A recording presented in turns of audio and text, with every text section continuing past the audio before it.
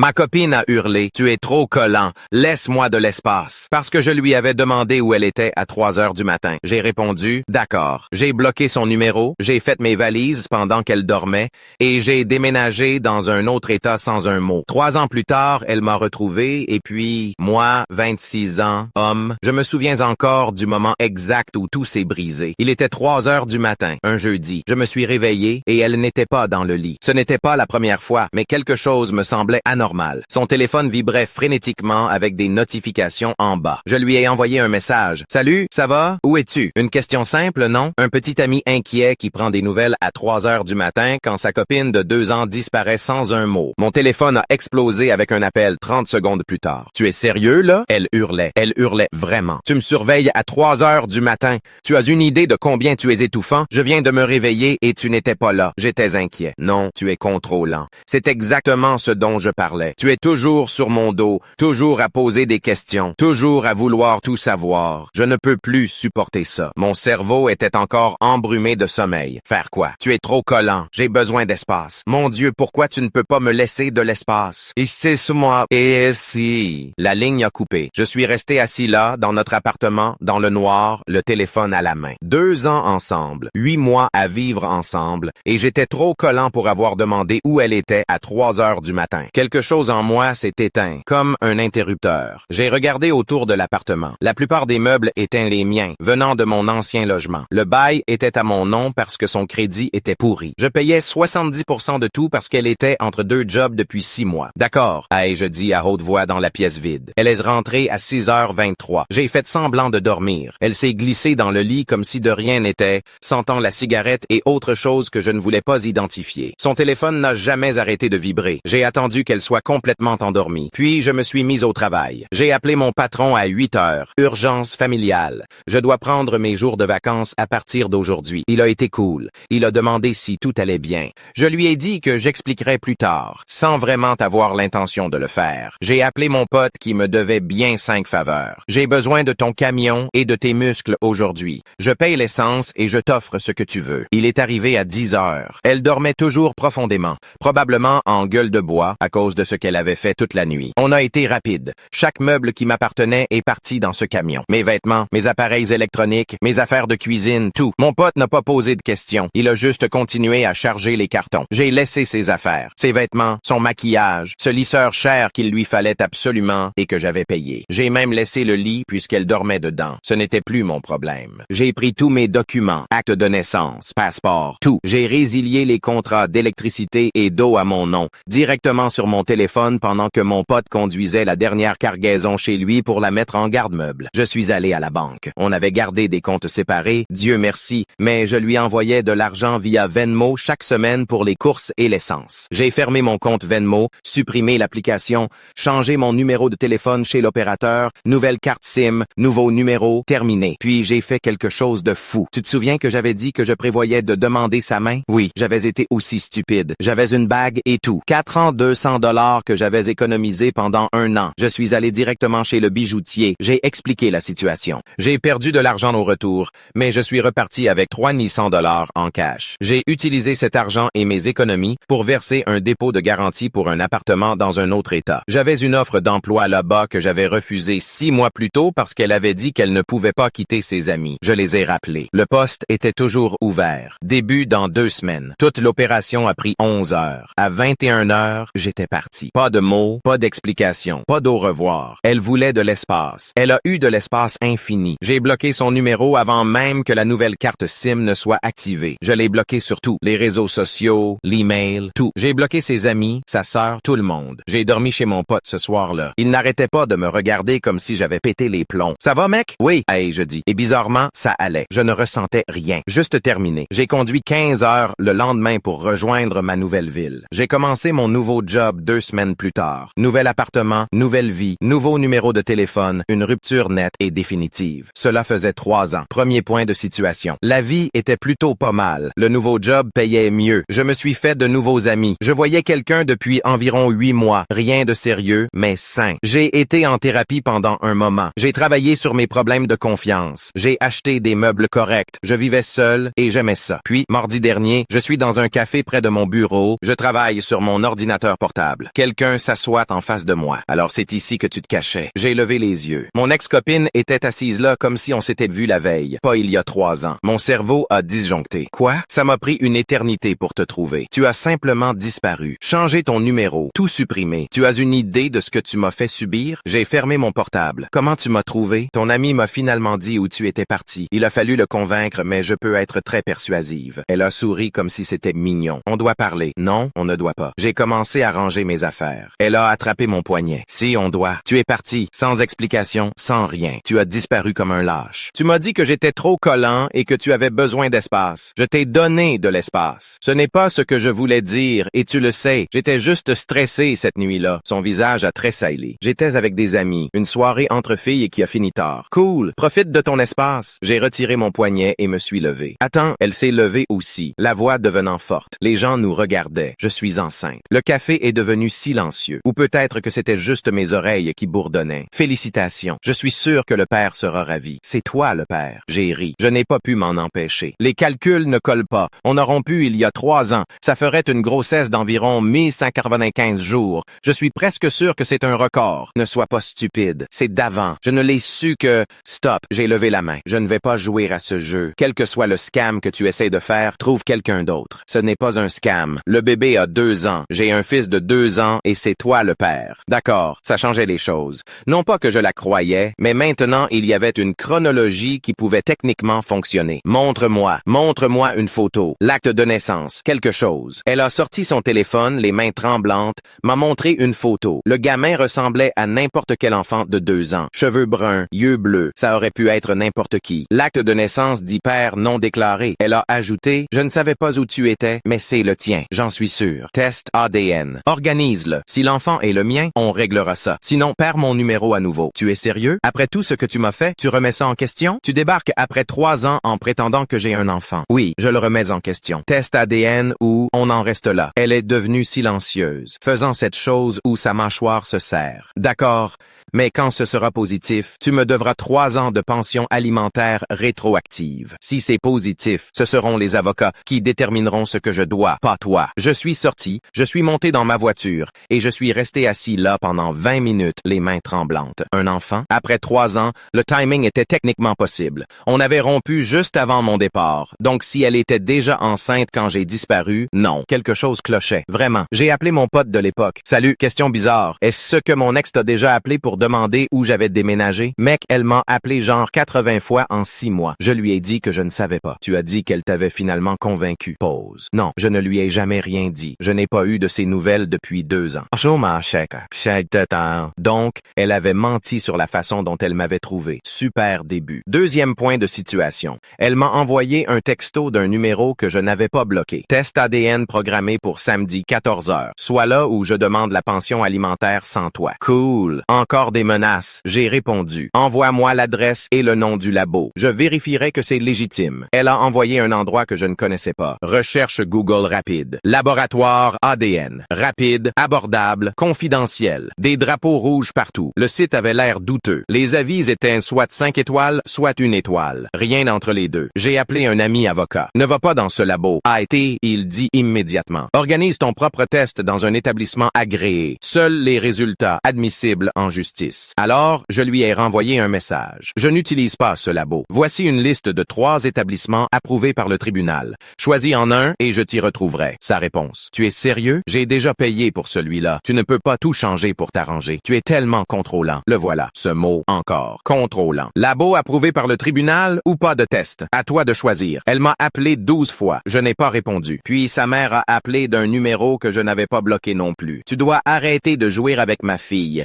Elle a traversé l'enfer à élever ton enfant seul pendant que tu faisais la fête dans un autre état. Bonjour, c'est la première fois que j'entends parler d'un enfant. Je suis heureux de faire un test ADN dans un établissement légitime. Si vous savez où je suis, vous savez que j'ai un travail et de la stabilité. Si l'enfant est le mien, je m'occuperai de mes responsabilités par le biais des avocats et des tribunaux. Elle ne veut pas d'avocat, elle veut juste que tu sois un père. Alors elle aurait dû me le dire il y a 3 ans. Maintenant, tout passe par les voies officielles. Si vous voulez bien m'excuser, tu lui dois. Tu sais ce qu'elle a traversé? Enceinte et abandonnée. Elle a dû revenir vivre avec nous. Elle ne pouvait pas travailler. Toute sa vie s'est effondrée à cause de toi. Elle m'a dit que j'étais trop collant et que j'avais besoin d'espace. Je lui ai donné exactement ce qu'elle demandait. Elle savait ta peur. Elle ne savait pas comment te parler du bébé. Tu l'as traumatisé avec ton comportement jaloux et contrôlant. C'était fascinant, d'une manière horrible. 3 ans plus tard, et soudain j'étais le méchant. Le petit ami contrôlant et jaloux qui l'avait traumatisé. Pas le type qui s'était fait hurler dessus pour avoir posé une simple question à 3 heures du matin. Madame, je raccroche maintenant. Dites à votre fille de choisir un des labos que j'ai envoyés ou on en reste là. Elle en a choisi un. Finalement, samedi matin, 11 heures. Établissement agréé par le tribunal avec des procédures de chaîne de custody appropriées. Je suis arrivé 30 minutes en avance. Elle est arrivée 10 minutes en retard avec sa mère et un type. Petit ami, père du bébé, aucune idée. L'enfant était là. Un môme mignon en fait, il avait l'air fatigué et confus. Il n'arrêtait pas de demander « C'est qui, lui ?» en parlant de moi. « C'est quelqu'un avec qui on doit parler », lui a-t-elle dit. Le technicien du labo a expliqué le processus. Prélèvement par écouvillon, documentation appropriée, résultat sous 3 à 5 jours ouvrés. Le gamin s'est mis à pleurer quand ils ont essayé de lui faire le prélèvement. Elle s'est agacée. Arrête de faire des difficultés. Ouvre juste la bouche. Le gamin a pleuré plus fort. Je n'avais pas d'expérience avec les enfants. Mais même moi, je savais qu'on ne peut pas crier sur un enfant de 2 ans qui pleure et s'attendre à sa coopération. Le technicien a proposé de réessayer dans quelques minutes. On a attendu dans un silence gêné. Sa mère n'arrêtait pas de me fusiller du regard. Le petit ami n'arrêtait pas de scroller sur son téléphone. Finalement, les prélèvements ont été faits. J'ai fourni les miens, signé tous les documents. Ils ont dit que les résultats seraient envoyés par email. Alors que je partais, elle m'a suivi jusqu'à ma voiture. Quand ce sera positif, on devra parler d'argent. Arrête de dire ça. Je ne veux pas d'avocat. Je veux juste que tu aides à subvenir aux besoins de ton fils. S'il laisse le mien, je le ferai correctement, légalement, pas via l'arrangement sous la table que tu essaies de mettre en place. Tu contrôles encore tout. C'est exactement pour ça que j'avais besoin d'espace avec toi. Je me suis retourné. Tu as disparu à 3 heures du matin et tu m'as hurlé dessus pour avoir demandé où tu étais. Puis je suis parti et tu as eu 3 ans pour me contacter par des voies légales s'il y avait vraiment un enfant. Tu as choisi maintenant. Tu as choisi de débarquer au hasard. Tu as choisi un labo ADN douteux en premier. Alors oui, je contrôle la situation en m'assurant que tout est légitime et documenté. Assume. Tu vas le regretter quand tu verras combien coûte la pension alimentaire. Quand tu verras ce que tu as manqué, tu regretteras d'avoir été un tel connard. Peut-être. Ou peut-être que je regretterai d'avoir gaspillé 2 ans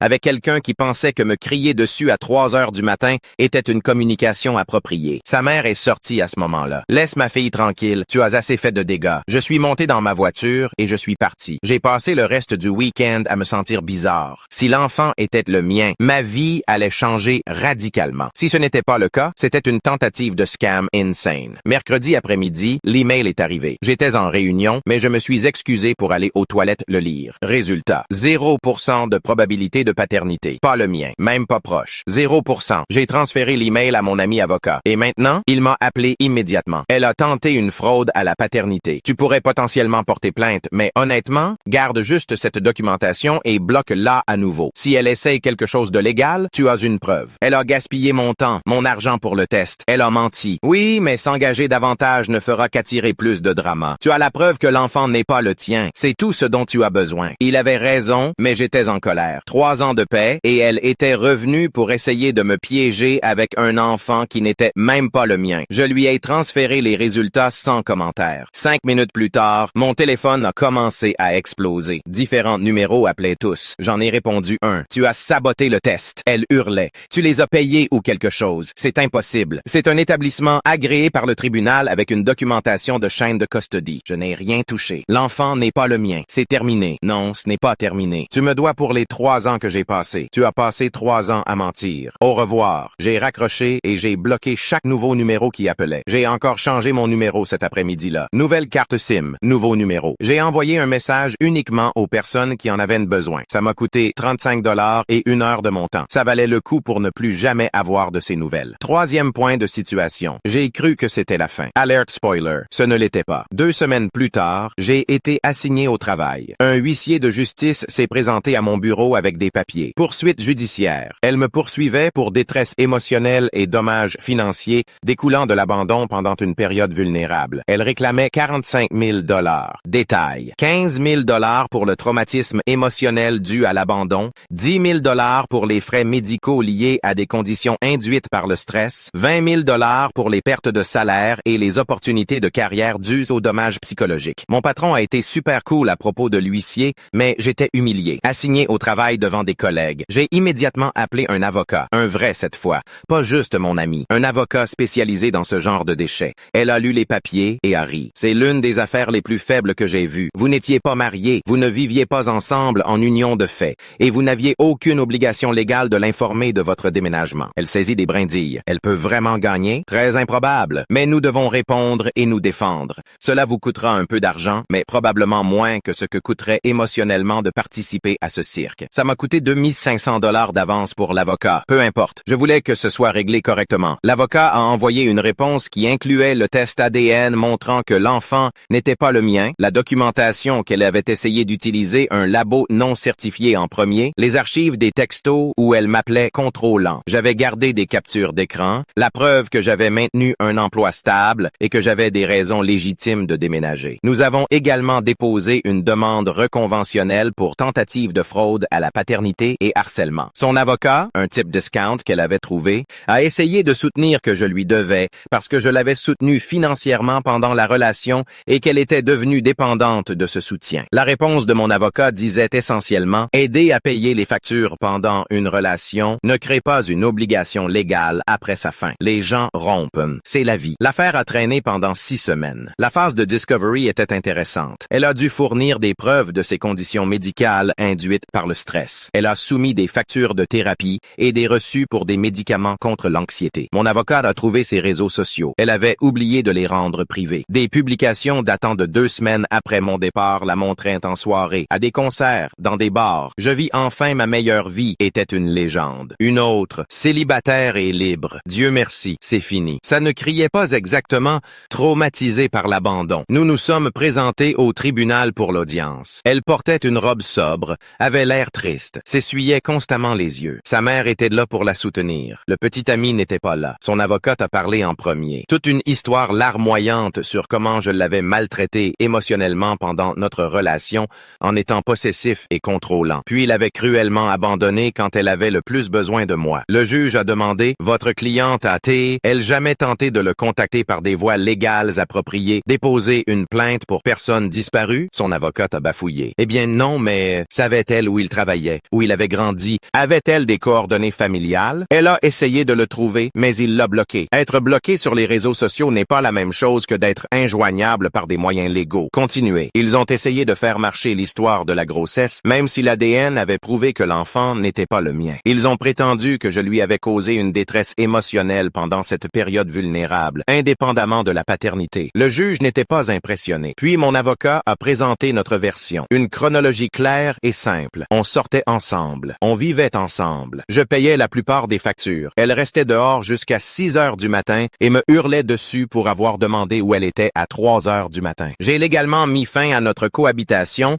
en retirant mes affaires de mon appartement. J'ai déménagé pour une opportunité d'emploi. 3 ans plus tard, elle m'a pris en embuscade avec une fausse déclaration de paternité. Prouvée fausse, elle a intenté un procès frivole. Mon avocat a présenté les publications sur les réseaux sociaux, la montrant vivant sa meilleure vie quelques semaines après mon départ. Il a présenté les archives des textos où elle m'appelait contrôlant. Il a présenté les résultats de l'ADN. Le juge avait l'air fatigué. « Madame, les gens mettent fin à leur relation parfois soudainement. Ce n'est pas illégal. Vous n'étiez pas mariés. Vous n'aviez pas d'enfants ensemble. Ils n'avaient aucune obligation légale de maintenir le contact ou de fournir un soutien après avoir mis fin à la relation. Votre revendication d'abandon n'a aucun fondement juridique, mais il est juste parti, sans explication. J'avais des droits. Le juge a enlevé ses lunettes. Vous aviez le droit à une relation dans laquelle les deux parties voulaient être. Il a exercé son droit d'y mettre fin. Affaire rejetée. Puis il a regardé notre demande reconventionnelle. Quant à la tentative de fraude à la paternité, je suis enclin à croire qu'il y a eu une tentative de tromperie. Cependant, je ne vois pas d'intention malveillante atteignant un niveau criminel. J'ordonne à la plaignante de payer les frais d'avocat du défendeur. 2500 $. Elle a eu un soubresaut. Je n'ai pas 2500 $. Vous auriez dû y penser avant d'intenter un procès frivole. Vous avez 90 jours. Affaire rejetée. Devant le palais de justice, sa mère a commencé à me crier dessus. Tu as ruiné sa vie. Elle a dû retourner vivre à la maison. Elle se noie dans les dettes. Tout ça parce que tu ne pouvais pas supporter une vraie femme. Topin, votre fille m'a hurlé dessus pour avoir demandé où elle était à 3 heures du matin. Elle a menti en disant avoir mon enfant. Elle Elle a essayé de m'arnaquer avec un faux test ADN. Et puis, elle m'a poursuivi en justice quand ça n'a pas marché. Elle a ruiné sa propre vie. J'ai juste refusé d'en faire partie. Elle t'aimait. Elle aimait les 70% des factures que je payais. Il y a une différence. Mon avocat m'a éloigné avant que je puisse en dire plus. Ne t'engage pas. Tu as gagné. Va-t'en. Dans la voiture, je me suis senti vide. Pas heureux, pas triste, juste fatigué. Toute cette histoire m'avait coûté du temps, de l'argent, de l'énergie émotionnelle. 3 ans de paix perturbés parce qu'elle avait cru pouvoir me manipuler une fois de plus. Les 2500 $ de frais d'avocat qu'elle me devait. Je n'ai jamais vu un centime. Elle a déposé le bilan 6 mois plus tard. Je l'ai su par mon ami avocat qui a gardé un œil sur le numéro de l'affaire par curiosité. Dernière nouvelle par le bouche à oreille d'un ami commun qui ne connaissait pas notre histoire. Elle était retournée dans notre ville natale, était fiancée à un type et apparemment racontait encore aux gens que je l'avais abandonnée quand elle avait le plus besoin de moi. Certaines personnes n'apprennent jamais, ne prennent jamais leurs responsabilités, restent juste amères et pleines d'un sentiment de droit éternellement. Quant à moi, j'ai encore changé mon numéro après le procès. J'ai supprimé tous les réseaux sociaux sauf un compte privé avec environ 15 personnes dessus. J'ai rendu cela aussi difficile que possible d'être trouvé. Je suis avec ma copine depuis 1 an maintenant. Une relation saine, une vraie communication. Quand elle sort tard, elle m'envoie un message. Quand je demande où elle est, elle me le dit sans crier que je la contrôle. Apparemment, c'est possible. Qui l'aurait cru? Je ne lui ai jamais raconté toute l'histoire. Peut-être un jour. Pour l'instant, c'est juste un chapitre bizarre de mon passé. Le moment où mon ex a essayé de me piéger avec un enfant 3 ans après que je l'ai ghosté. Et je me suis retrouvé au tribunal pour abandon. J'ai toujours les documents du tribunal. Je les ai gardés au cas où elle essaierait encore. La preuve que je ne lui devais rien. Je ne lui dois toujours rien. Tu veux de l'espace. Fais attention à ce que tu souhaites.